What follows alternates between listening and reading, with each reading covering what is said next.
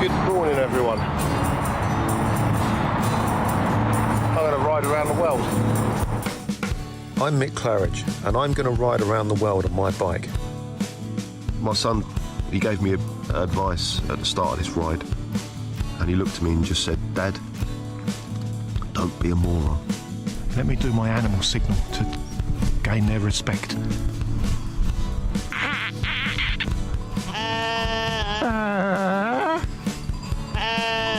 How's it going, Sally? Yeah, I'm alright, Mick. How's it going? Worse than that bit in Lord of the Rings where they go into the top and the spiders in the tunnel. I'm just hoping there's a spider at the top of this one to kill me. Freezing. And I failed. I moroned up the ride.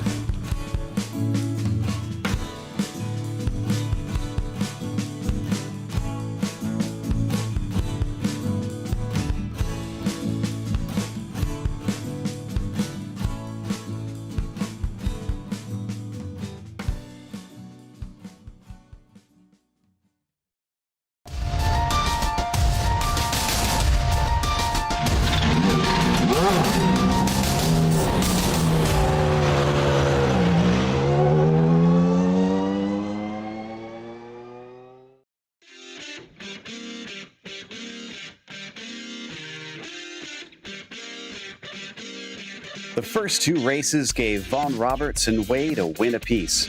And while one might allow their focus to be on who will come out on top between the pair of them today, we can't forget the regular presence of David Burns. He's a threat for victory season in and season out, so he certainly could spoil the party. Let's see who takes the flag today as we get ready to watch round 3 of the Absolute Beginners League. And you'll see it all live here on the Global SimRacing Channel. Hi, I'm Joe Peak, and with me in the booth is Craig King. Behind the scenes is our director, Ryan Bauer, and he's using cameras provided by Dougie Beard. Sonoma has seen an incredible variety of racing series in its history. Let's head to our track guide to learn more.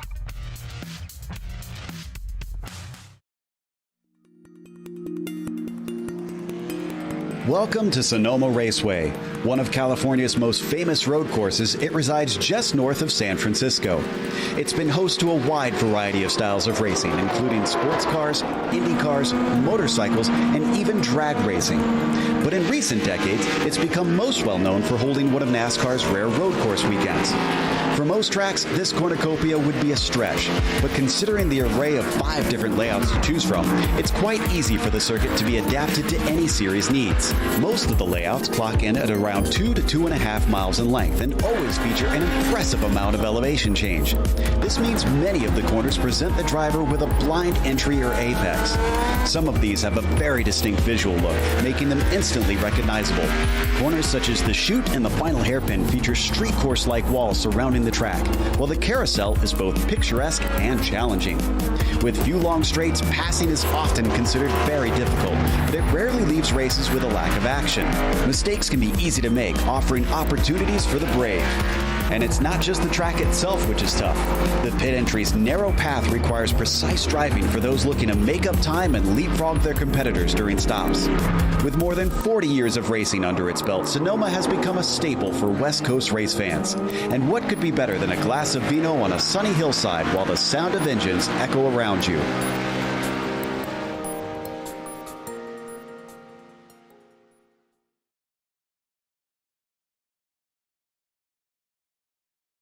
Well, Craig, from IndyCar to NASCAR to motorcycles and even NHRA, we get none of those today. We have skippies. How are they going to be around what is something of a lesser used version of this track? It is indeed. Well, Sonoma, described once by Bobby Selensky as the hardest track combo there is in iRacing with the Cup cars, this is still going to provide its own challenge with these skippies. The uphill S's, the blind corners, the hard braking zones at turn 4, 7, 9 and 11. Throttle's going to be key here in the skippies. And of course, with wider exits due to the size of these cars, they can get on the throttle earlier. Look for overtaking after turn 7. So that's coming down the carousel onto the drag strip with a double apex corner, which is being used on this old Indy layout. Now, they're going to be tough on the brakes as well, including the hairpin at 9A, which, again, is an IndyCar exclusive thing. And then, of course, at 11A, we have a tighter and earlier hairpin at the end of the track, earlier that you don't see normally in the NASCAR configuration. So this really is a unique challenge, not just due to the track, but also for these cars that they promise to give us some interesting battles. Right now, as I mentioned at the top of the show, the battle at the championship is between Vaughn Roberts and Wade, currently up at the top of there. And you can disregard these. That's not accurate. We've got Vaughn Roberts with a single win at 49 points, 5 ahead of Nathan Wade currently. David Burns is 12 points behind the leader, though, only 7 behind Wade, but without a win yet this season. We've got Josh Brain there in 5th position ahead or behind Kevin Budgeon, who has managed to neither get a pole or win for himself, but does have at least 2 top 5s to his name, or at least a top 5, I should say. And as for the points for the team's championship, the skid markers are currently at the top of them, with WM Racing currently sitting down in second, about 10 points behind. Two Stupid Dogs currently sitting in third, 36 points behind. So they are already falling behind after only 2 rounds. For race details, however, Craig, what are we looking at for that? Well, we're looking at a 10-minute qualifying straight off the bat, and then it's a 50-minute race with 2 fuel stops required, and they do have a fast repair. Key thing as well, this is an open setup race, which I know a lot of drivers, when they're driving the skip barbers, like to use a similar setup all across the races. They will be able to just crank a little bit extra out of this car that they might need. Maybe a little bit of height adjustment to go over these curves, maybe something to help them with the turn. But that key thing there, 2 fuel stops, you've got to be careful how you time those fuel stops. Absolutely. Most series we see with fuel strategy are doing single stop races, but not so here. And so that offers quite a bit of intrigue into the skippies, which are obviously pretty sensitive on the fuel because of the drafting, allowing them to save so much out there. They're just heading out into the qualifying now. And it's been quite hot on the track for the warm-up and for the qualifying here today. 114 Fahrenheit, 46 Celsius, Craig. So for a car that relies a lot on mechanical grip, that's going to make it tricky. Yeah, we know that the skip barbers, they like to slide the back out a little bit here. That's going to be a bit tough this time because you may feel the slide, and some people like to use that force feedback to try and get that slide, but they may just go a little bit over. This is actually cooler than what it was in the French Grand Prix today, but regardless, it's still hot out there, and I'm just worried as well because that is going to play a lot of strain on these tires. We're not going to look at tires exploding from too much use. However, when that tire wear starts to drop down a bit, start to see these cars just struggling, maybe a little bit earlier braking, maybe just be careful on the turning. It's going to be very crucial. That's already one car off, just taking a little bit of a slide onto the gravel, but hopefully that does not affect them because they have been doing some tire warming, I've noticed.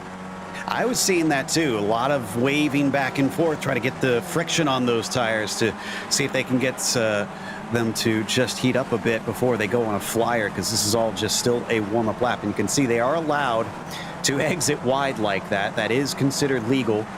So probably see a lot of drivers that are trying to carry the speed and do that significantly, but only 10 laps, and with an open qualifying, they're going to have to try and find some track space or hope that the slipstream works well for them, as we're seeing Potacek leading the pack around on their first lap. So he's not going to get any help from anybody.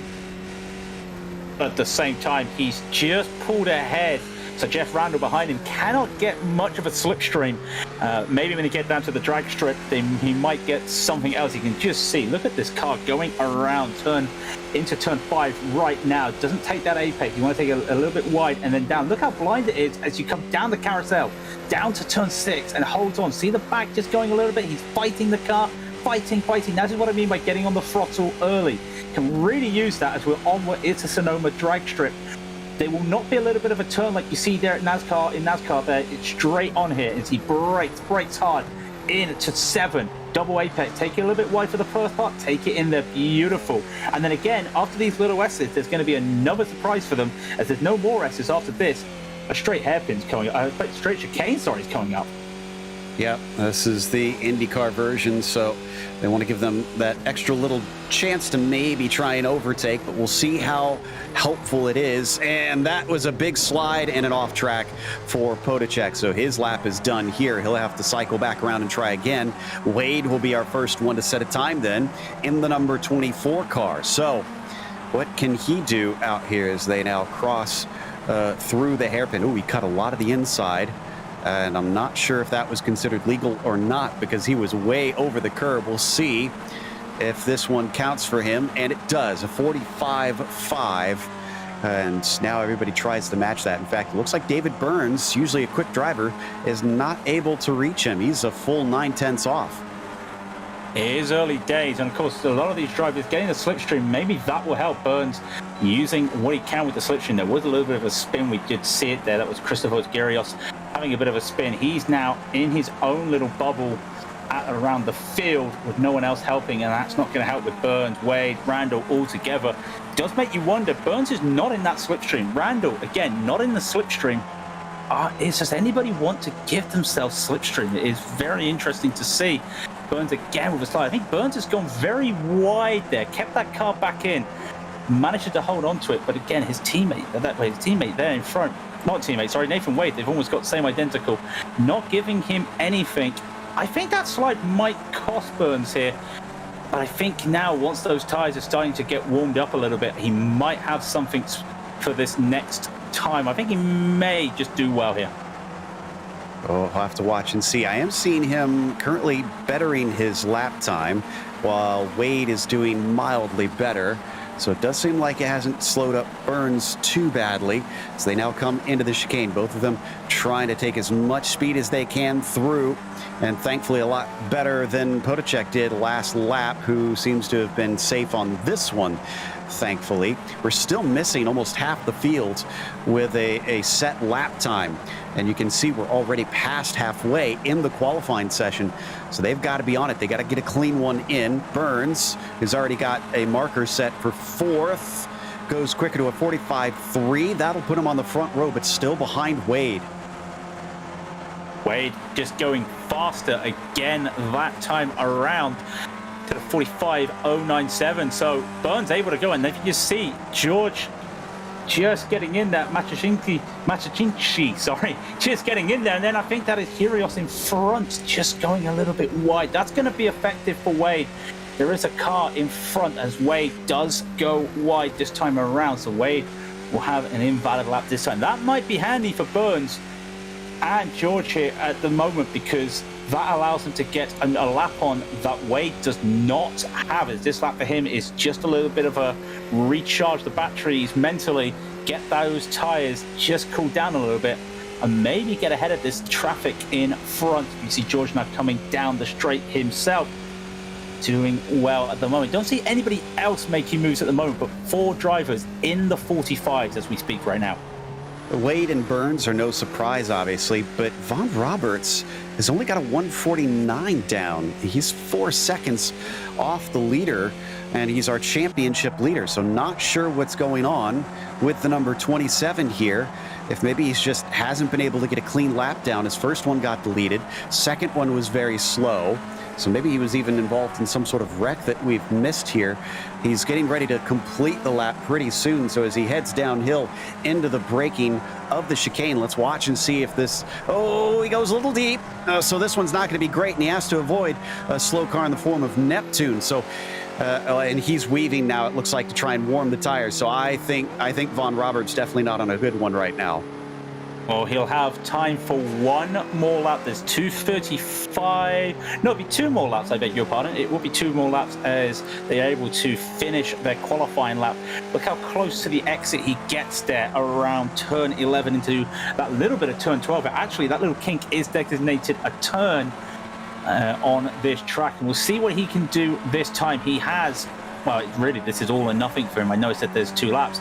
he makes a mistake. He probably won't get around again with 2 minutes left. Nobody up front. He went faster that time. Sorry, beg your pardon. Jeff Randall did go faster last time as he threw in a 149.149 and David Burns a 149.266. So the times are starting to fall, but nobody can get close to that time by Nathan Wade. I think you definitely have to get into the 44s if you're going to beat that time by Wade. Well, you say nobody's close, but the top three are separated by less than a tenth. I'd say they're close. It's just, man, it's such small margins at this track in this car. Vaughn now heading onto the drag strip. His last lap did not count, so he must have had an off track that we didn't even see before we picked him up on our screens. And he's still in 13th. He's actually not last of our qualifiers. Nicholas Anderson is currently last amongst those. But around the unique double apex hairpin off of the drag strip and into the S's, Vaughn Roberts, as you said, under pressure to perform. If he doesn't get this one, I think, I know you said it'll be close, but I think he should have enough time to get to the finish line and start another one. But it's going to be difficult here as he takes it across the curbs and a lot of the curb there through the chicane. Will this one count? Will it put him up in a competitive spot? Got one more corner to go, technically two if you take the track guide. Gets a really nice, look how much space he's given himself to get on the throttle. Again, gets close to the wall. Will this be a lap that counts? It looks like it will be. He comes across the line. It is going to be a 44.591. It's not fast enough to beat Wade because everybody's in the 44s now. Wade in a 44.366. Matoshinsky with a 44.943. Kevin Budgeon with a 44.992. Well, we've got four drivers in the same seconds, but it's now four different drivers. Vaughn finally delivers, and he's got one more to go, but can he find 2/10? What a lap by Nathan. Unbelievably, though, Burns has not improved, and he is down in 7th, and he's parked. He's done as we get 3 seconds left, so we should have... Yeah, oh, wow. So we got a few drivers that are trying to finish up. Euros, who is just sliding through the hairpin, so he's probably not going to be fast. But Jeff Randall was pulling a draft off him, so maybe he's helping the 107. We've also got Matoshinsky trying to improve. Podacek, who did eventually get a time in at a 45.9, sits in 10th. He's out there trying to improve. Plijger and Budgeon and Maddock are also still trying to improve on their times.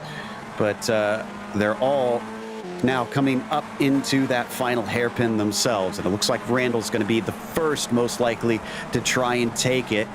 It looks like he's going to improve as he's about a 10th up on his best, so the 107 crosses the line. Will this be into the 144s? It will, a 44.8, and that'll jump him into third. Matoshinsky, he actually goes into the box. He decides that's enough for him. He will take that position. We've got one more. No, we actually have everybody done. It looks like it's Josh Brain's going to be the last one to cross the line. Does go into 11th with that and just decide to park the car. Nicholas Anderson, I believe he did cross the line. I'm not entirely... Yeah, he did cross the line by the looks of it. He should be able to get one more time. He goes very deep. Look at the tyre lock up there going into 11A. And that will hinder him. Can he just get another time? It's not been a good time out there for Nicholas. He comes across the line. It's an invalid lap time, and that is all she wrote for qualifying. Brunschweiler as well jumped up to 6th there right at the end, and that completes our qualifying session. So our relatively small but fierce field today is going to be led by Nathan Wade. He's already had one win this season. Can he make it 2? Nick Vaughn Roberts will be starting from 2nd. Our championship leader is going to try and deny him and get the 2nd win himself. Jeff Randall will start from 3rd. Matoshinsky able to improve late in the day to get up into 4th position. And Kevin Budgeon will start from 5th. Marcel Brunschweiler, as I mentioned, managed to jump up to P6 very late on the last lap of calling. Remco Plijger will be 7th. After that, you've got David Burns in 8th and Wojciech Podacek up to 9th as George Maddock rounds out your top 10. But Josh Brain in 11th place there. Next beside him will be Nick Carty. Christopher Girios will be there in 13th. Frederick Neptun in 14th. Nicholas Anderson will be 15th, and Duco Vensla did not set a time out then. He will start at the back of the field in 16th position. I don't know about you, Joe, but with the gaps between the top 5, I expect it to be very close between those 5 drivers. And like we were saying, I think the fuel strategy is going to be vital in this race. Indeed, with it so tough to try and overtake here, will the drivers try and use that to their advantage when they come to the pit stops if they feel they have better pace than their rival? And who will also use the slipstream to try and maybe save a bit of fuel at a track where there's not a lot of long straights, even for these skippies, not very long periods on the throttle. Just waiting on a few more to grid up, and then we will be on our way for 50 minutes for round 3 of this season. And Nathan Wade and Nick Von Roberts coming in and proving themselves to be new, fresh faces to try to topple some of the old familiars in this series, such as David Burns and guys such as Matushinsky. So just waiting on Matic, Giros, and Veenstra now. And looks like we've got Giros out on the grid. Veenstra, Duco, the only one not to set a time, is certainly taking his time, unfortunately, to put himself out there. So he and Matic just making sure that they've got everything set up as they wish for this race. And there we go. Matic is now out there. So we've got everyone on the grid now. The engines start to rev in our skippies for round 3 as the lights come up and the green flag is out. They creep off the line. Not going to see much difference here in the initial phase amongst these cars. It's all going to be about the braking into the blind turn 2. And Wade does not immediately cover off Roberts as they head into the braking. They're going to be single file for the most part through the field. Yeah, single file at the front, a little bit of 2-wide action going down the back because George Matuk is fighting with David Burns and gets that position.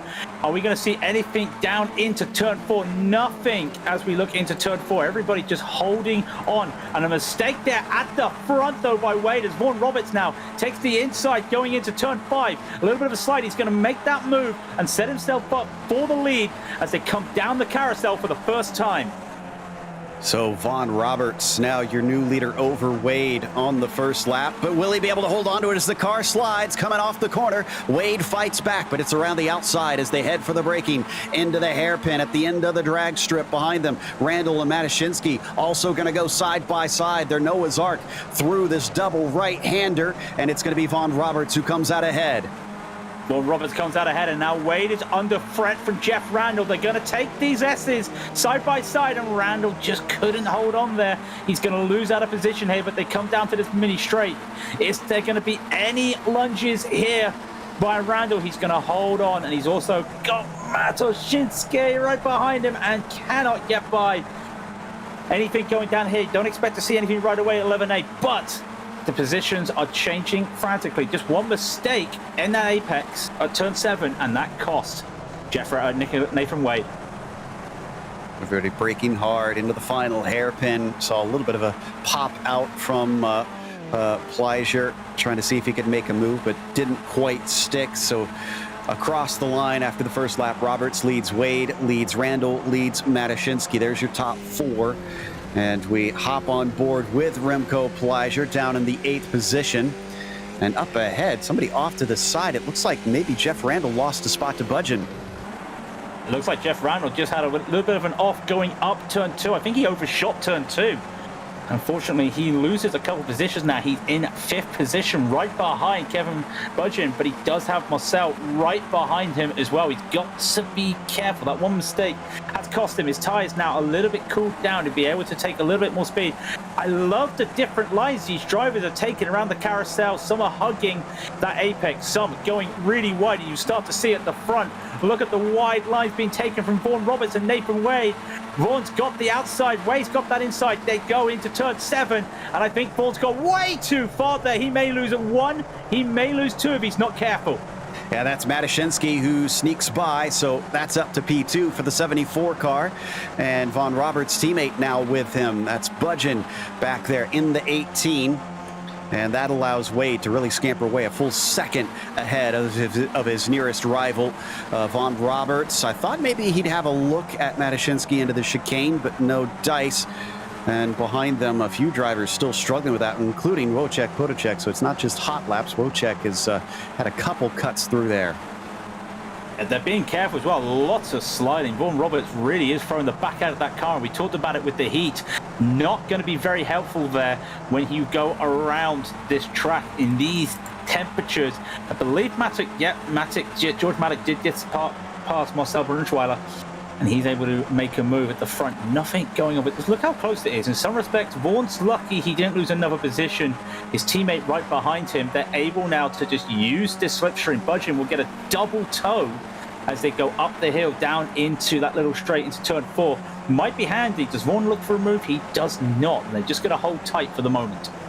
Might notice Pleasure at the bottom of the timing tower on the left-hand side of your screen. He had a spin in the final hairpin, and everybody had to scatter to get around him. Thankfully, he was not hit by anyone and carries on. Meanwhile, the battle for second rages. Here is that incident. Locks him up on the way in and winds up prone pretty much on the racing line. It's kind of a miracle he didn't get plowed into. I'm really surprised I'm really surprised at that. I was expecting him to just have a little bit of problems there, but he locked those brakes down, able to hold on. And you start to see now these drivers all trying to hold on. It looks beautiful in an overhead when you see cars weaving together so close.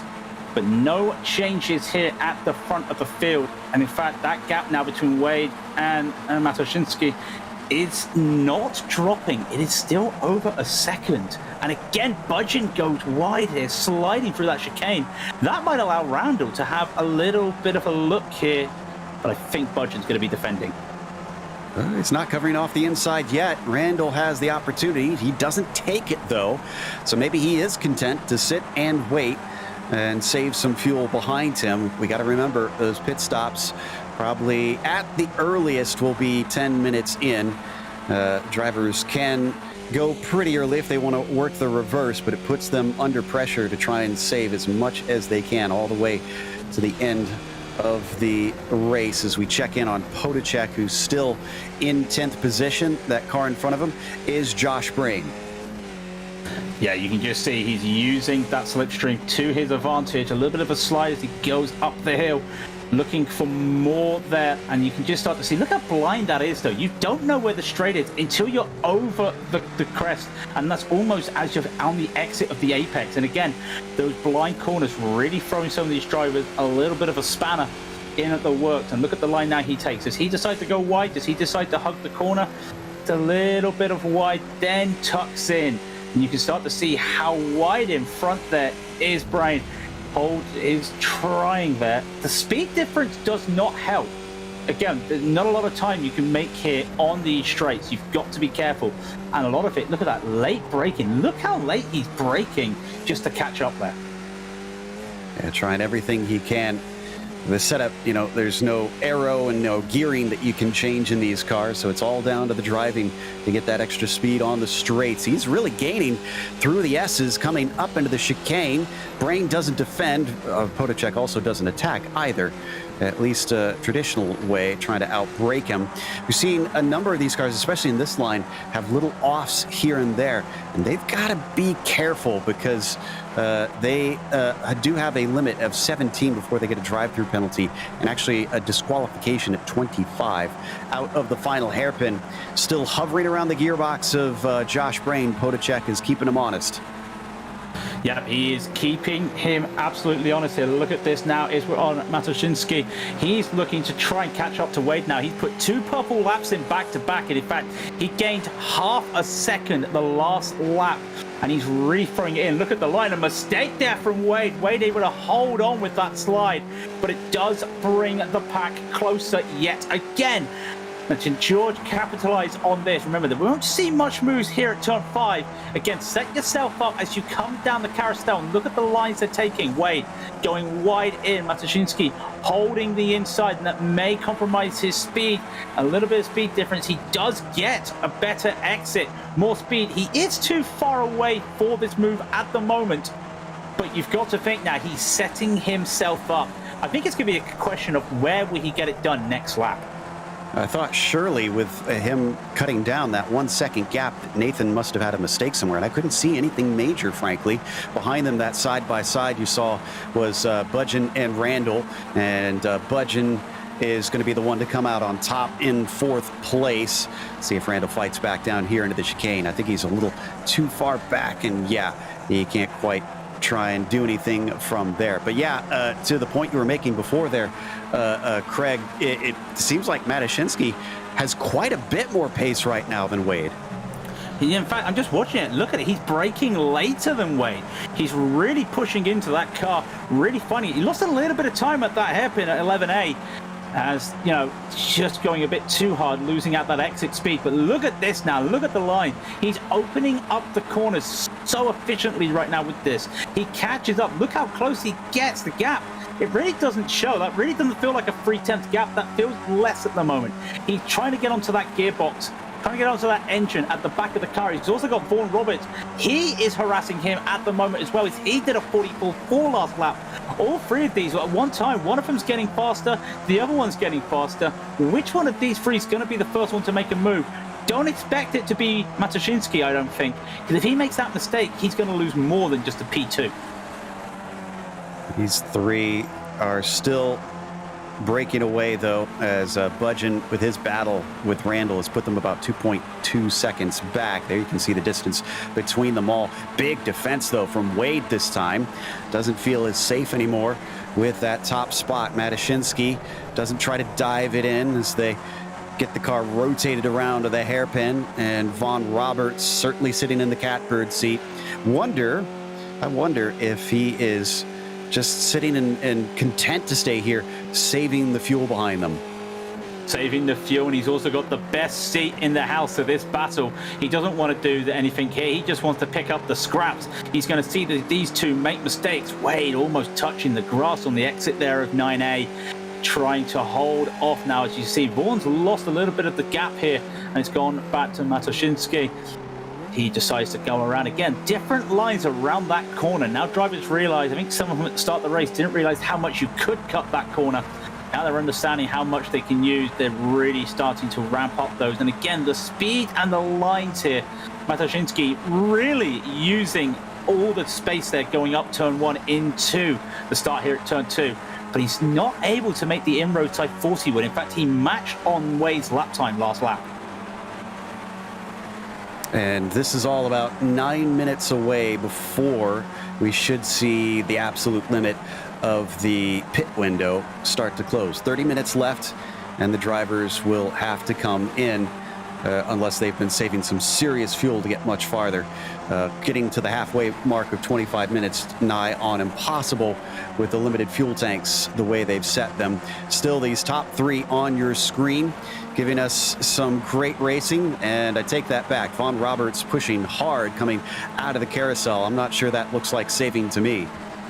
Nope, he got his tyres on the gravel. I did see some dirty tyres there on his right side, but he's able to catch back up because of how these two are racing at the moment. Vaughan Roberts back in that seat that he likes. He's right behind, getting that double toe. The dirty air will be a little bit affecting here in these little spoilers, open-wheeled cars. And he almost looked like he was going to make a move there. He just had a little bit of a run, but nope. Thinks against it. Did I see a lock-up there by Wade? A little bit of tyre smoke came out. Not going to affect too much. These guys, while they have been battling bumper to bumper or nose to wing, they have managed to pull out a very sufficient gap between the rest of the field. I think it's up to 3 seconds now, this whole pack of 3 to the rest of the field. Oh, and a couple drivers are taking their strategy now. Maddock and Burns. Burns actually had to check up big time because Maddock slowed down a lot earlier than he anticipated. So that might hurt David being held up behind that number 14 car. Meanwhile, still watching our leaders fly through 3 and 4 here up into turn 5. And just threatening the back of Matushinsky. Vaughan Roberts getting almost to within touching distance of that number 74, but neither of them able to retake the lead from our pole sitter, Nathan Wade, who lost it briefly but has it back since then. Yeah, and like we were talking at the start of the broadcast, these straights aren't long enough to gain an advantage. And we have seen a couple of times some drivers had tried to go too wide down into turn 7 after the drag strip, but it's just not worked out for whoever has decided to go wide. So they're just holding on, either waiting for the right time, or maybe they are now thinking fuel strategy. What does Matushinsky do? Does he decide to wait for Wade to pit and then go an extra lap? Does he try the undercut and risk not having a slipstream? I mean, with the way that the pack is at the moment, he wouldn't be in anybody's way had he pit now, so it might be beneficial, but then that means he takes a little bit more fuel and has to pit earlier on the second time. Decisions are very tough, and again, takes a different line, looks at a move here at the hairpin. He does not, but there is some more battling behind, though. I think Jeff Randall and Kevin Bludgeon are going side by side, and I think, yeah, Randall finally making a move on Bludgeon before they get into turn 11 there. That looks to be a move almost at the hairpin. That actually happened in the chicane when he was able to get by, but thankfully Bludgeon didn't have to beat him with a stick there. So as Randall is now ahead, let's see if whether or not he can hold on to it. And we got a couple more drivers pitting, Gyros and Neptune. Burns is already done with his pit stop. He came out ahead of Matic in their pit strategy, but Burns again was held up. You got to watch out. This is one of the weird cases where they have a hairpin on the pit entry, and some drivers didn't get the memo of where the cones were, and that's what happened with Matic slowing up and forcing Burns to have to suddenly hit the brakes in shock. And also, one of the things as well is they haven't altered the pit lane here, despite using, you know, when they use the Indy layer here, the shorter layout. So they have to go the long way around the same pit entry that you would see in NASCAR. And that just shows that it does cause issues, because you're taking a lot more speed than you expect into that corner. And some of these drivers as well, Vaughan Roberts taking a bit more speed into turn 7 there as we had a bit of a slide. And look at them now, all three of them sliding through 8 into 8A. And again, these drivers, all of them looking to play it calm as they come down into the chicane. It's all quiet here at the western front at turn 9A at the leaders. Who's going to make the first move, or will they all come in together? I'm quite curious about that. I love fuel battles. Yeah, it'll depend. And there you go, because he was pushing the air harder. It's going to be Wade who heads in first. And there's the cones there. You can see all the way around that hairpin before we finally have to slow down and hit the pit limiter. Now, only 5 other drivers have pitted so far. Podacek has now come in, though, so he is going to join.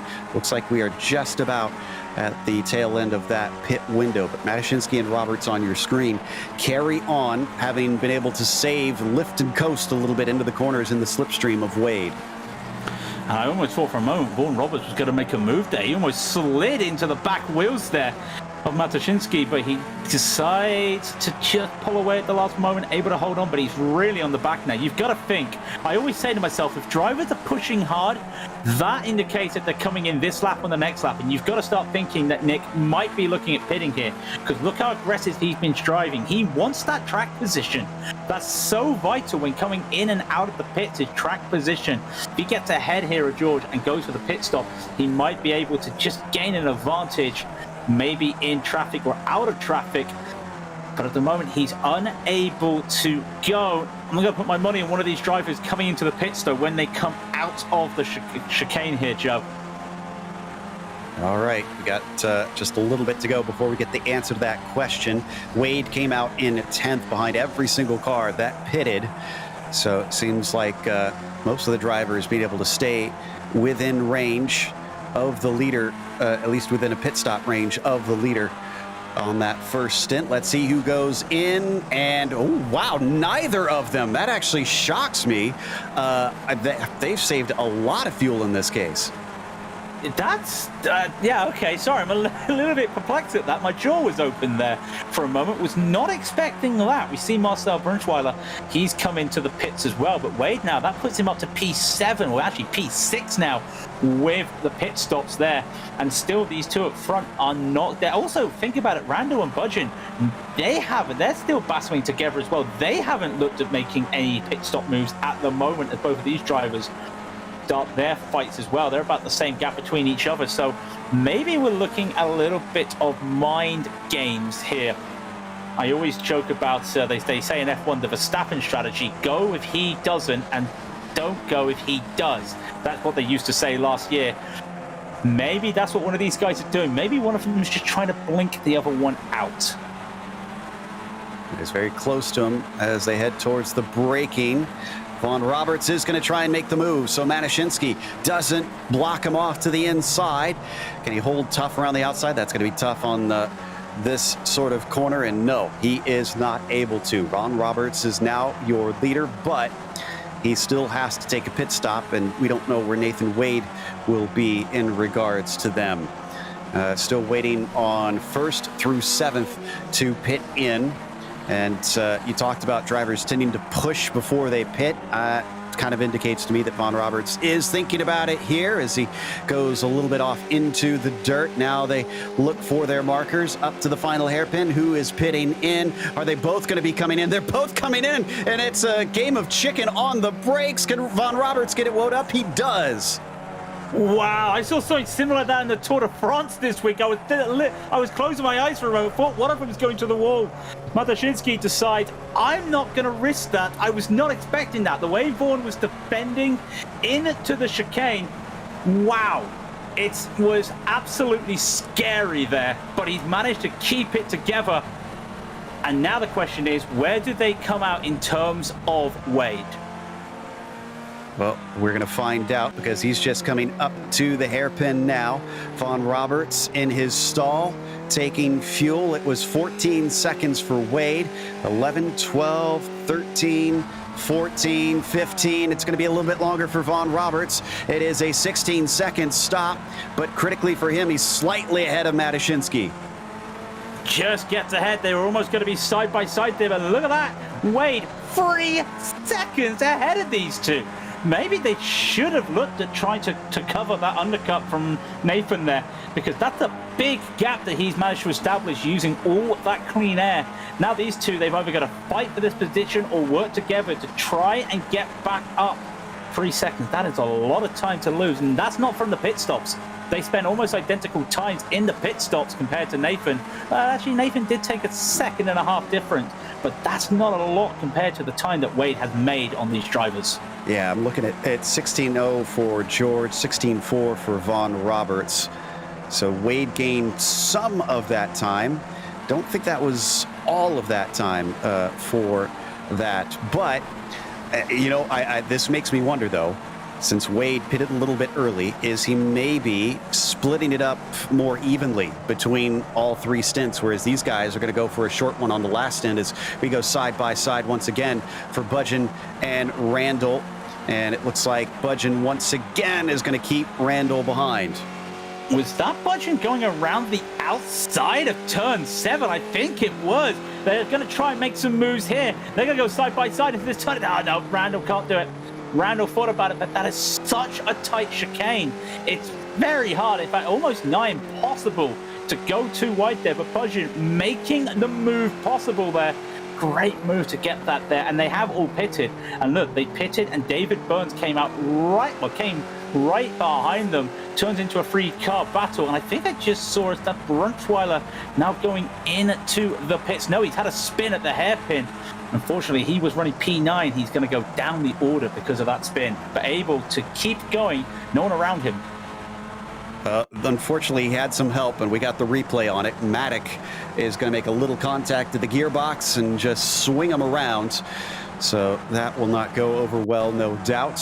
Talked about David Burns being a part of that battle for 4th as we take another angle on it from George's perspective. Burns was 11 seconds in the stop compared to the 16 for Randall in front of him. There's the contact on the incident between Matic and Brunschweiler. So Burns also taking a slightly different strategy from those around him here, and he's known for trying to play games with the fuel. In fact, he was kind of notorious for a while, and it kind of blowing up in his face, not taking enough. He's since kind of lost that reputation, as in front of him once again, Randall and Budgeons just keep fighting back and forth lap after lap. And you know, that wide line that Randall took, I thought it was going to hinder him, but he took the outside inside, and he's looking for a run here. The block off here from Budgeon, I think he's been sold a dummy, and the slide by Randall just doesn't help him there. Had he not had that slide, I think he may have set up a move there. It would have been tight, but he would have had Kevin making the respect there. He does have another go, but you can see the more time he holds up here, Burns gets closer every time. And you're right, with Burns taking less fuel last time, he's going to have to take more fuel this time. I do wonder if that's going to be helpful for him or not, because an undercut right now, being he pitted early, would probably help him here. Not Nathan Wade style, but it would help him get past these two.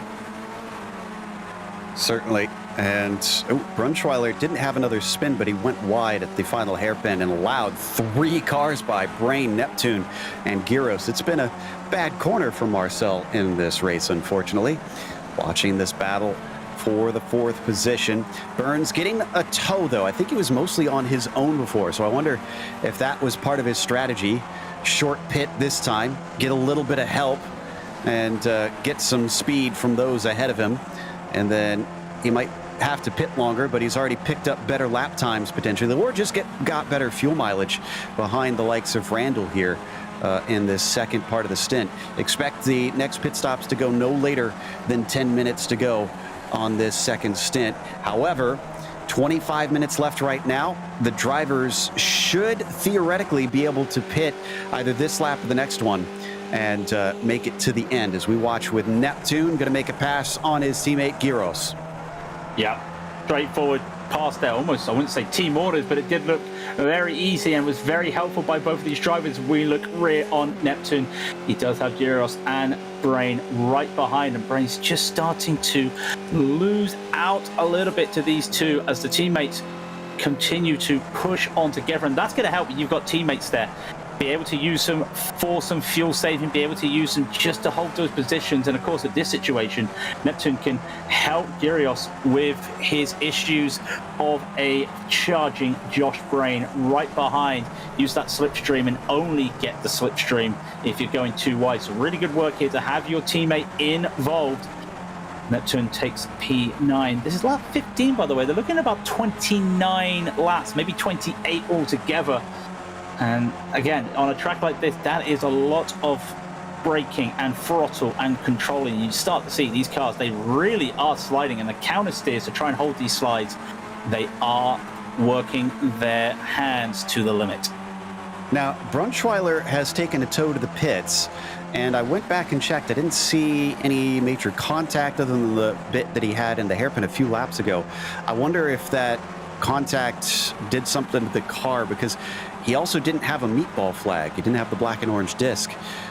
So he was allowed to continue on, but the car seemed very slow as he kept continuing to let drivers by. But regardless, the result is that he is now sitting in pit lane and is looking like a potential DNF for this race. On screen, through the S's, Budgeon leads Randall, leads Burns, and for the first time, they're not one on top of the other around this track. Still waiting on the first one to blink to take the second stop in this race. Very wide there from Randall, though.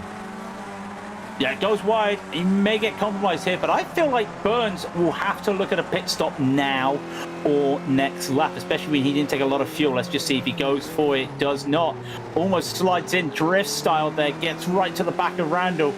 Able to keep it going. Vaughan Roberts going fast again. Those two are working together to try and catch up to Wade, but we're looking at this. There's nothing going on there. Start to see the work he takes. Look at the wider line. He goes up the hill on Randall. Just gets out the dirty air for a split second. Back into it. Now into turn 2. Holds the inside and puts a little bit of those tires on the curb slide. Randall again hitting the gravel there. That's not going to help his tires. Goes up the hill yet again. And it really now is a case of, is Randall starting to feel the pressure, it feels?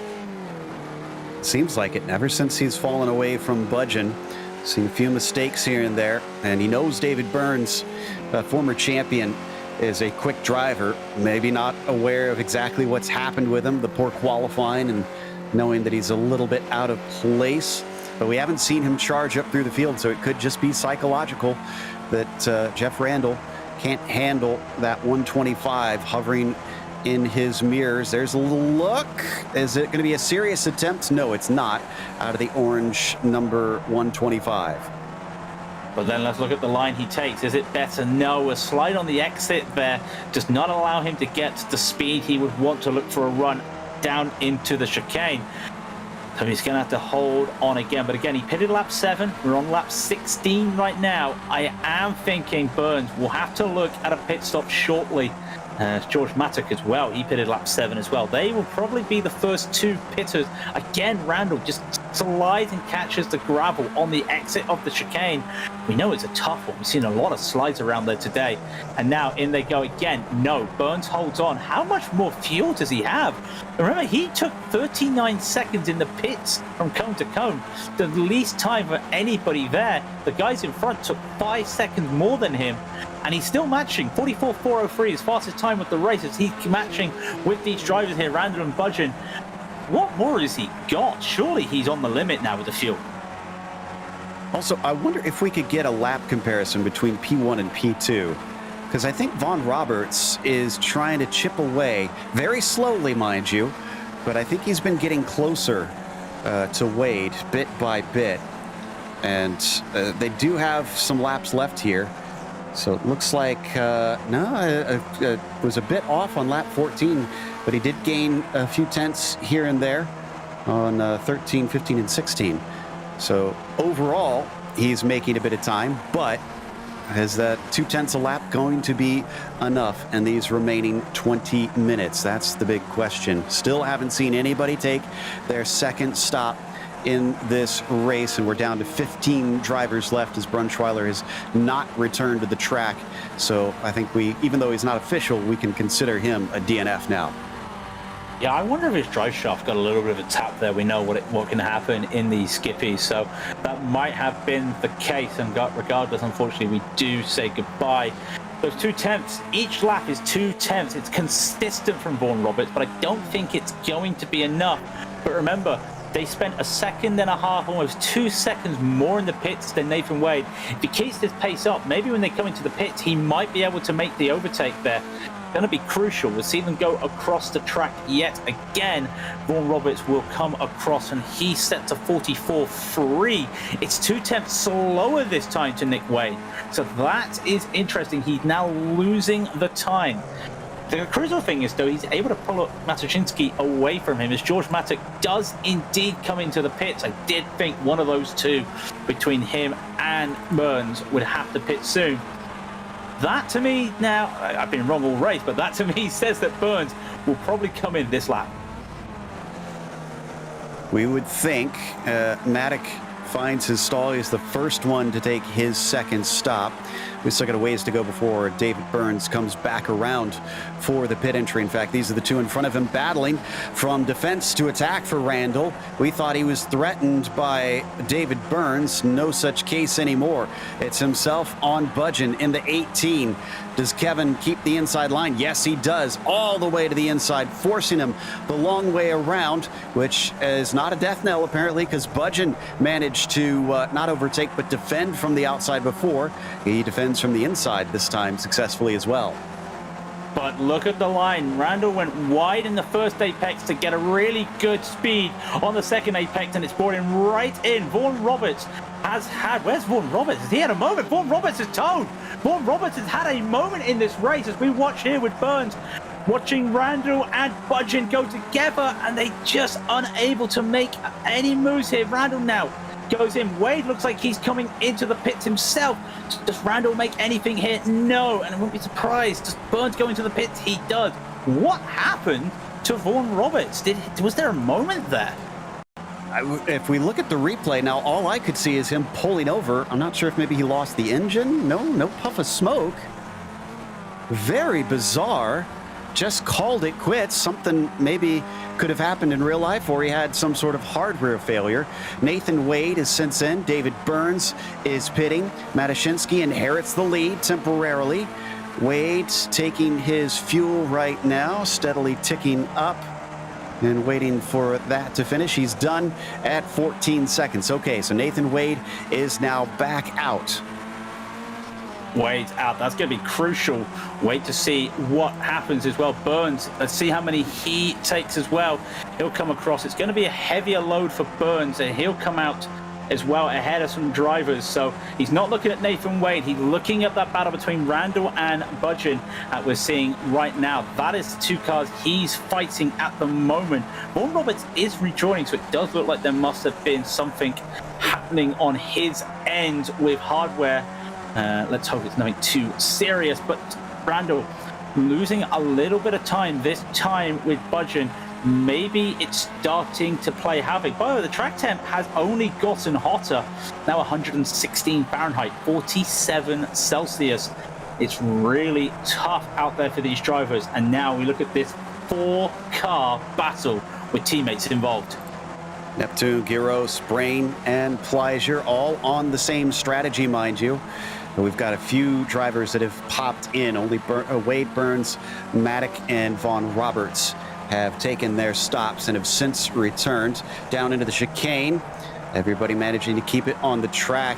A lot higher up on the curbs, though. Pleasure seems aggressive, wanting to make up for lost time. Podacek just came into pit lane. Will any of these guys come in? Oh, Pleasure wanted to come in, and he couldn't take advantage of being full tilt into there, so that's going to cost him time. A little bit of time there. That's going to cost you about 2 tenths going around. Let's just hope he doesn't try and overdo it going into the pit lane around that corner. He does not, so that's all good for him. Just had to be a little bit careful as he goes in, but these two drivers, teammates, holding on together. And I'm sorry, I just had a look. I think we've just lost Josh Brain as well. I think he's just had a internet drop. Where is he on the field? He's gone. So it looks like we're losing drivers here. It is starting to be a challenge. We still have the battle here between Randall and Budgeon. Now with 15, just under 15 minutes left. Are we going to see any moves here as it's now looking very likely like this is going to come down to a pit stop battle between these two? Also, we were talking a lot about David Burns. I'm not sure if we mentioned it yet. His second stop was 16 seconds. So there's the time made back up. Or at least given back for what he sacrificed in the first short stop. Meanwhile, down into the chicane, Budgeon and Randall have been glued together out there, unable to get apart from one another for the entire race, sliding it out all the way to the edge of the curb. Both of them pit in this time. And Matushinsky as well, he's pitted as well. He does not have Vaughan Roberts to help him now. Can he actually catch up to Wade as well? So we're looking at 2 key battles here in the pit lane. What can Budgeon and Randall do when they come out against David Burns? And what can Matushinsky do with Nathan Wade? There is Wade coming around turn 11A, as they call it here, around that chicane. Hugs the inside, goes wide on the throttle. He's going to come across. Where is Matushinsky? He's still in the box. He's coming out the pit lane now. This pit lane merges with the racing line. Wade's going to get this, but it's also close. It's going to be a second, maybe 2. I don't think George can actually catch that, though. He's got 13 laps to do so. And obviously, because of Vaughan Roberts' problems, he is not in the picture anymore. So he is down in 12th position. Actually, incredibly still on the lead lap. Matushinsky, 2.4 seconds is your gap now. Jeff Randall behind them is going to inherit third. And I'm sure the incentive is even more for guys like Budgeon now, knowing that Randall is on the podium and he is not. He wants to make that overtake. Yeah, they've been really battling hard, these two, all race. They have been inseparable this race, and they continue to do it with moves around the outside where they can. But the only place that they've been able to make moves is the chicane and that double apex hairpin at turn 7. So Budgeon's going to have to get creative, and I'm not sure where he can. Not a lot of places to make any other overtakes to try and confuse the opposition. Maybe turn 4. But it is going to be tight, and look how late he breaks into this corner. Does it hinder him? It does not. He's able to use that to his advantage. The gap at the front is 2.5 seconds, by the way, with Wade and Matushinsky. We'll keep our eyes if that changes. but these two battling. You can see Budgeon's really caught on here. Does he have a look down into the chicane? He's looking, he backs out at the last moment and almost touches, and he slams on the brakes to prevent any collision between these two. I think there was the tiniest of touch between them. Thankfully, Randall was able to hold on to the car, but them battling only means that David Burns has been creeping ever closer behind in that 125. Now you can start to see him in most of the camera shots. So will he suddenly become a player in this battle for the podium? Duco Veenstra had an off, and a strange off. How did he wind up over there? I'm going to guess, without looking at the replay, he's probably gone a bit too hard into the chicane. Maybe caught the gravel on the exit, maybe catching the gravel by going too hard in. Let's just see if he'd overdone it. Into the corner, he's lost the... He's understeered and completely missed and just spun the car around. That was not on my prediction list. And that is the scary... that is the challenge of that chicane. While we're looking, Bodacek got past Matuk just at the end of that last lap, around the same place, had a really good run out of the chicane, made it at turn 10 before going into the hairpin of 11A. So Podacek now up to P6, but still we're looking at this battle between Randall and Budgeon. Burns, though, still looking, he is looking to pick up the scraps regardless here. I'm sure he'd love another valuable podium as he follows behind, but he's going to have to get closer than this. Still 10 minutes to go, still plenty of time to try and run them down. That's unless he is tight on fuel, because he took about the same amount of fuel as Budgeon and Randall in front of him, maybe slightly longer. Not as much as I would have expected considering how short his first one was.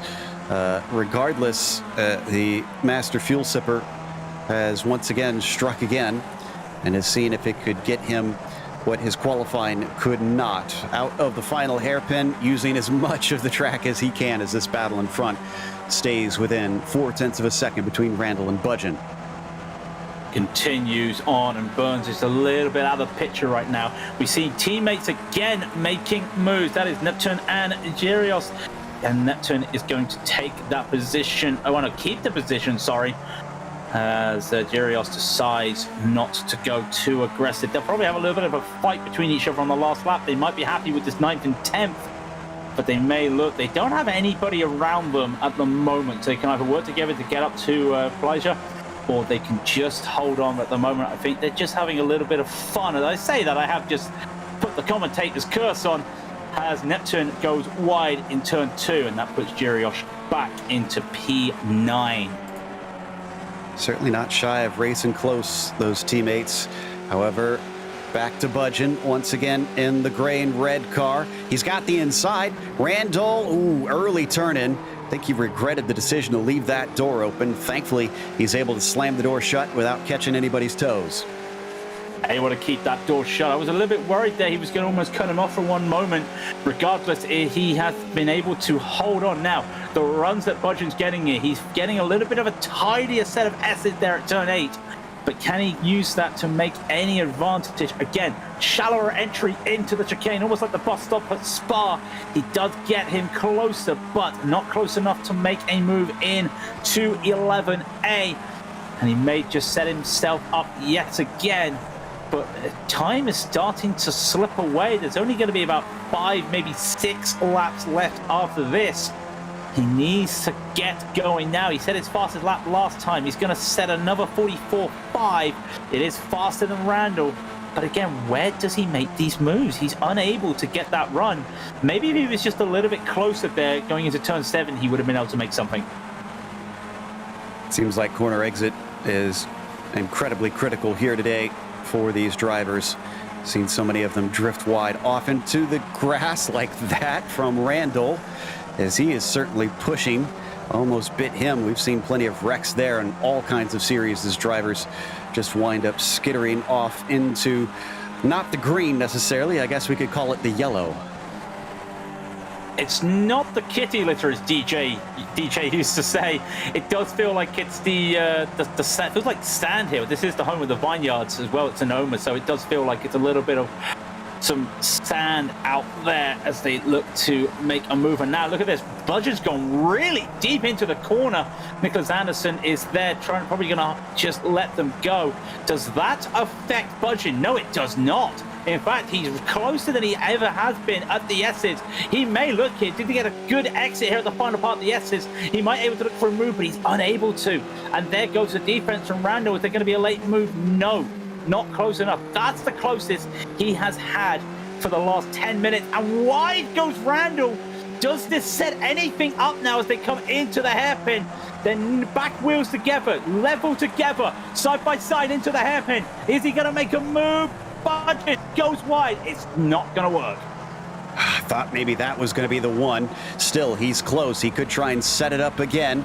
Let's see if he threatens him into turn 2. That is a tough one to try and overtake, but it is wide enough that you can try. If you're close, you got to be really close, though, and he's not close enough. So he's going to sit behind. But yeah, there is grass here. But if you ever want to see something weird, try and look up on YouTube for Sears, well, not Sears Point anymore, Sonoma, Sonoma in the springtime, and you can see the green grass. It just, something about it feels wrong. You can also do that with Laguna Seca. That looks even stranger with it all blooming around the track itself. But coming down into the carousel once again. This has been a boon for David Burns. He was falling off, and the more these two fight, the closer he gets to the gearbox of this battle.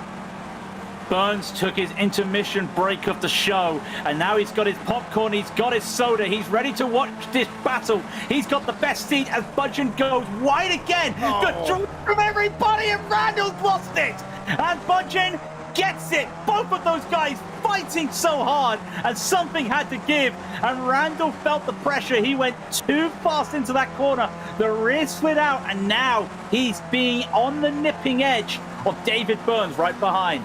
He's very lucky he was able to catch it in time before Burns was able to also make an overtake. Just got him into a mistake, made him brake too deep, too shallow, too hard, and the car tried to go around. Miraculously kept it from completely doing a 180 and carried on, but now in 4th place instead of 3rd. Yep, and there is still just under 5 minutes left. They're going to be starting lap 26 of about 28 laps we're going here. It's going to be nip and tuck on 28. So he does have a few laps left, but he has to get close up now, and his times has not really been, well, they've been back and forth between these two. He's got to use the slipstream now. First lap, got to use the slipstream to catch up to Budgen. He needs to be on the back, like Budgen's been on him for the last 5 laps. Then he's got to start thinking about his moves. He's seen that Budgen has gone wide all the time at turn 7. Can he use that to his advantage? I don't think he's got it. He has to cool these tires down. They should be cooled down now after taking that slide. But he is not catching up here. Vaughan Roberts, as you just see, just in the backfield, he's still on that lead lap, just going fastest this time by. But is there anything now for Randall, or is he now on the defense with Burns right behind him? I think he is a bit on the defense, frankly. Now, let's stick here because this is definitely the more interesting fight right now. But an update, we asked whether or not Matushinsky can chase down Wade.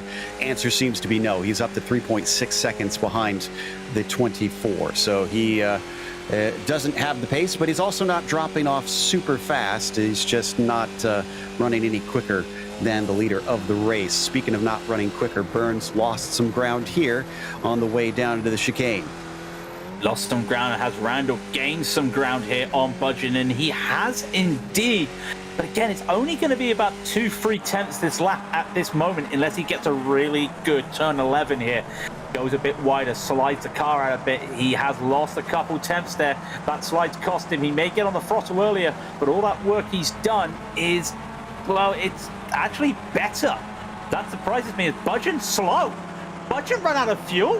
What has happened here with Budgen? He's given the position up. He can't be out of fuel now, surely. Was that a misshift? He might not be out of fuel, but he might be close. So he might be lifting and coasting to ensure he gets to the end. And I was just about to mention, I was watching Wade. It might be close on if we get an extra lap around this race, which if anybody is short on fuel, well, they're in serious trouble then. So Randall now back up into 3rd.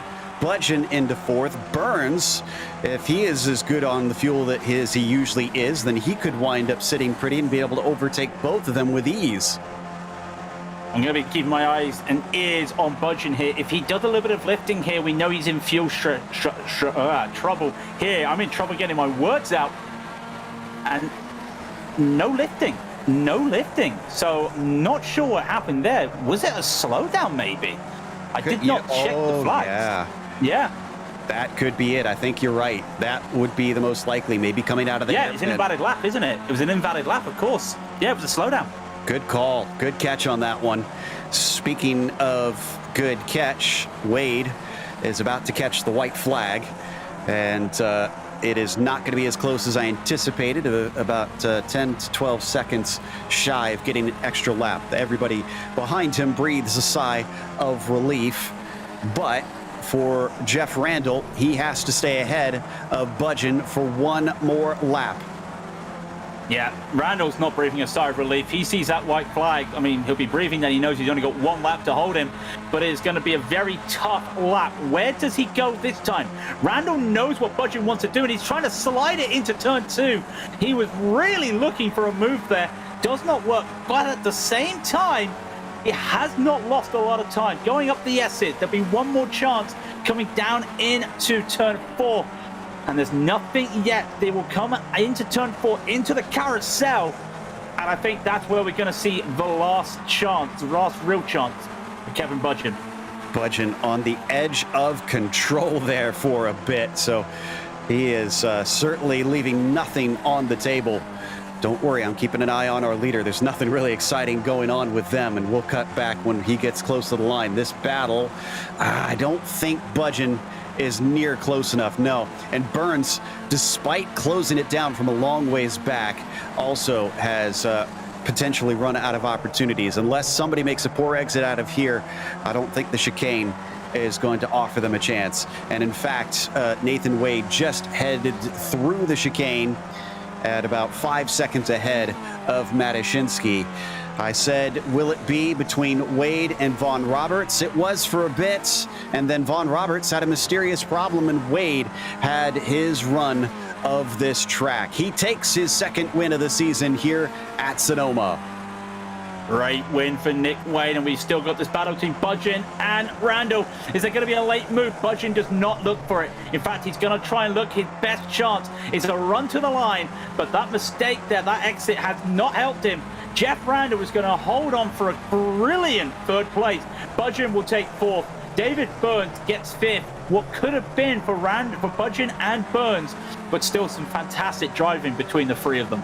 Still got a battle for 8th as well here. This is Gyros leading Matic and Neptune, but Matic is slowing into the corner. He might also be tight on fuel here. Coming off of it ahead of them, Pleasure gets a handy 7th place. And sputtering to the line, Matic with not enough in the car. And no. We hate to see that. He ran into the side of Vaughn Roberts. Roberts still got the position. Almost looked like he intentionally tried to keep him behind him there right at the line. That's going to send us to a quick break. We'll come back with the unofficial results as well as driver interviews, so stick around.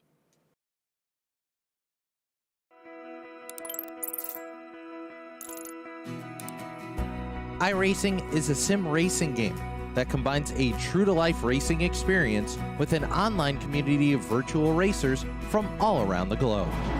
iRacing offers a multitude of officially licensed cars and tracks, laser scanned with millimeter accuracy. Their car models and mechanical systems are based on real-world physics, engineered in cooperation with manufacturers and race teams. Their skill license system ranges from rookie to pro, ensuring members are always pitted against those with similar skill sets. Members are able to sign up for a weekly race series, compete in time trials, host a private race with friends, and participate in racing leagues created and run by the community. With over 170,000 members, iRacing works in partnership with renowned motorsports organizations like NASCAR to deliver virtual races based on the real-life NASCAR Cup Series, as well as many other series on the NASCAR ladder. iRacing also features team racing, providing a variety of options for members to create and manage their own teams. Race with friends or real-world teammates in full-length endurance events like the 24 Hours of Daytona, Spa 24, or the Bathurst 12-Hour. Additional partners include IMSA, World of Outlaws, Supercars, and IndyCar, allowing members to race in their very own Indianapolis 500, Bathurst 1000, Chili Bowl, and many more iconic events. This is iRacing, delivering the most authentic racing experience short of getting into a real race car. Sign up today at iRacing.com.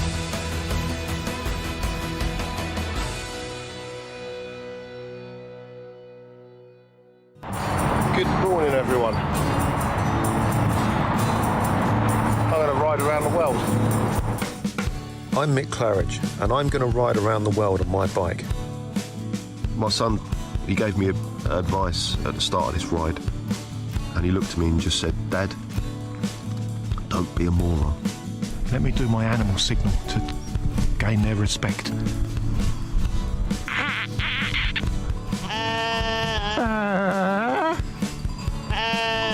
How's it going, Sally? Yeah, I'm alright, Mick. How's it going? Worse than that bit in Lord of the Rings, where they go into the top and the spiders in the tunnel. I'm just hoping there's a spider at the top of this one that kill me. Freezing. And I failed. I moroned up the ride.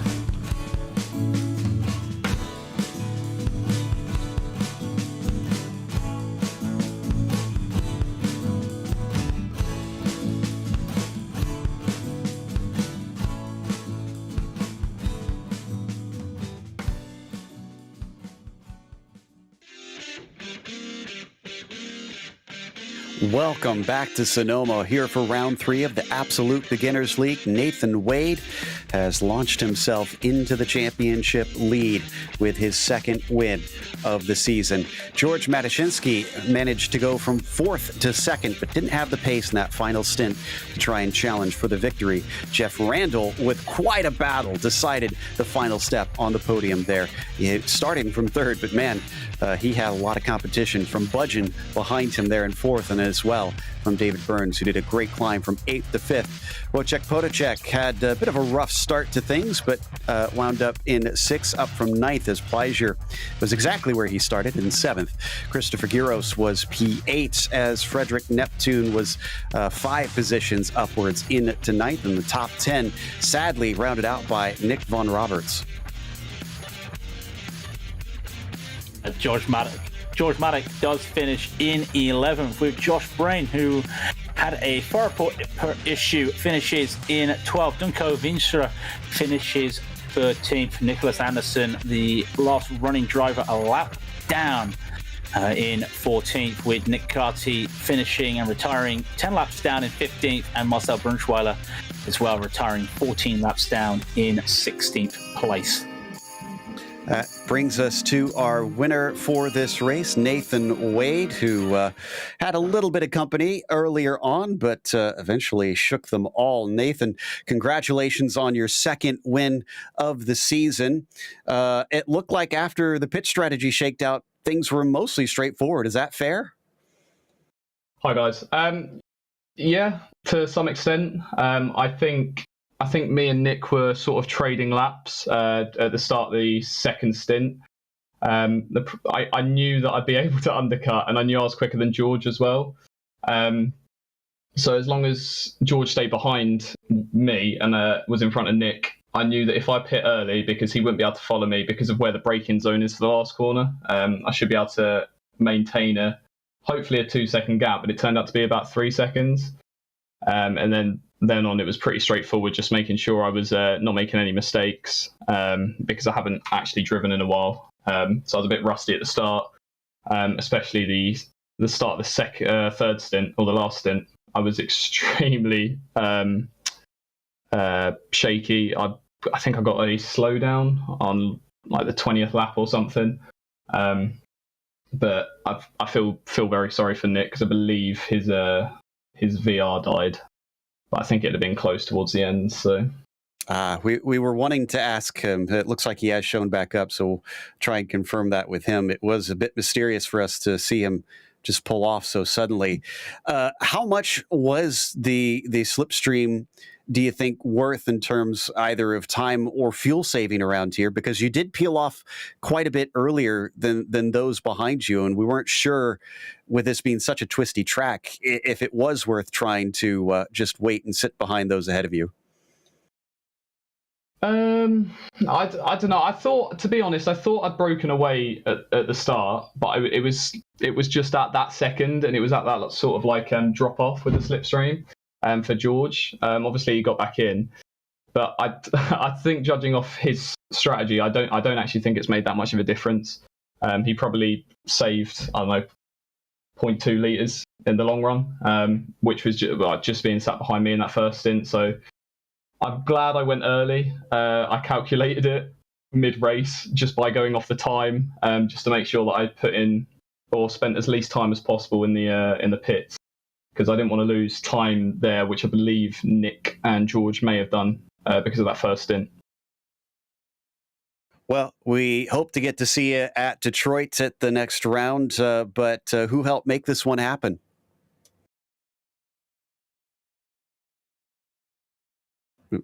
Did we lose Nathan? No, I'm back. Sorry. Sorry. Yeah, I was just having an issue there. Carry on. What were you saying, mate? I was saying we hope to see you at Detroit, but who helped make today's win happen for you? I don't know, to be honest. Luck.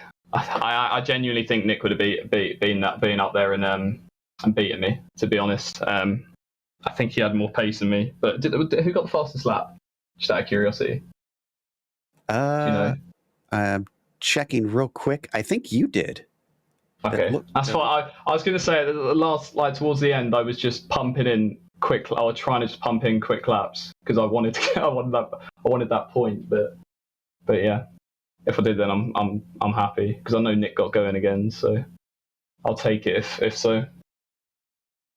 All right, and we got confirmation it was Nathan Wade, who we just talked to and was our winner here today in round 3. Up next, our third place finisher was Jeff Randall. Craig has caught up with him. Yeah, Jeff, congratulations on a P3, which looked like to be a very back and forth and challenging battle with not just Kevin Budgeon, but also David Burns. Was there any fear there going side to side with Kevin, especially around the hairpin at 7? Because it looked like you two were having some very nip and tuck battles there.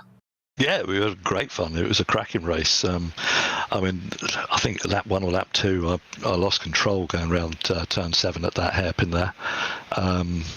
That far hairpin, and that let sort of 2, 3, 4 cars come through. So to finish third, it was a bit of luck, to be honest, with Nick going out and having a problem. And I think Kevin had an issue, perhaps had a slowdown at the hairpin, because he had to slow down going into the second to last lap. So then it was a case of just holding it together and trying to keep Kevin behind, which is not an easy thing to do. Yeah, we did look at it, and it was a slowdown there for Kevin, which was a shame because he did make the move literally that same lap. He got the slowdown. He made a move where you turn 7 where you spun. I mean, what's your thought process on that straight and that corner? Because it's a drag strip, it's a wide piece of road, and you're going in tight, and you just lose it going in. So what's your thought process? Are you thinking he's closer there, or are you just expecting him to take such a wide line all the time? Actually, to be honest, my thought process is I wasn't used to being in that part of the track. I haven't practiced that line at all. And it's the first time I sort of found myself there.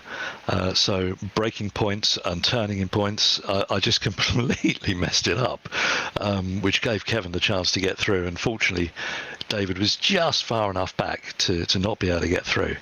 But it was, just completely my cock up from not knowing where I was meant to brake and turn. Yeah, I was going to ask about the track because we don't see Sonoma a lot, and this has been a real challenge. What was the toughest part of this track for you today? laps 1, 2, and 3 is the toughest part of the track, without a doubt.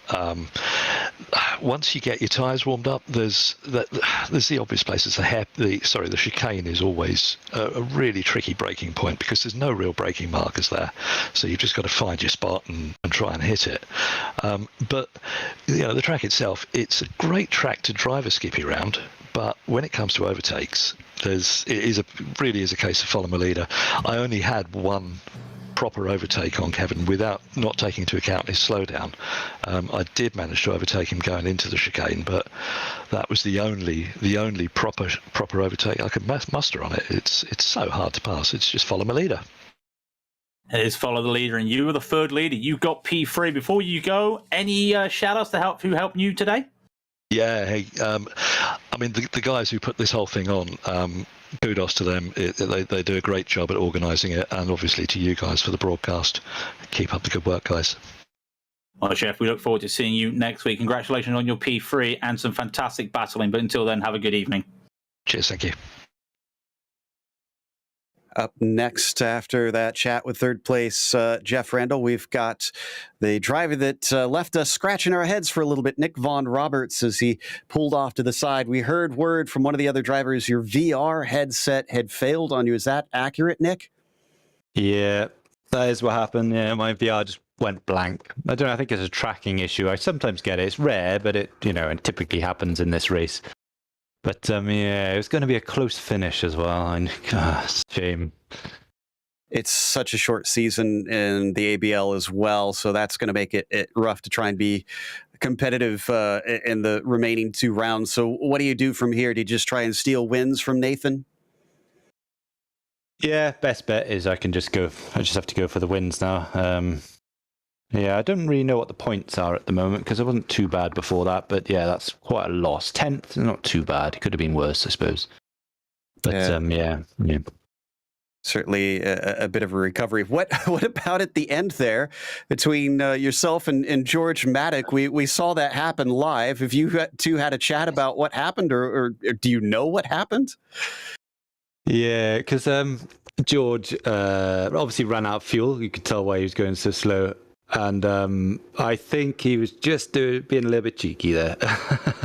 I know him, so he's not so bad. But at the same time, yeah, I'd happily, if I didn't get that place, I would have been a bit annoyed. But it was a bit lucky for me to get it anyway. But yeah, he just misfueled. That's understandable. Yeah. Well, Nick, commiserations on today's 10th place, but hopefully we'll see you in Detroit. Yeah, I'll be there. And thanks for the stream, guys. Excellent. It was Nick Von Roberts, who has unfortunately lost the points lead with that finish.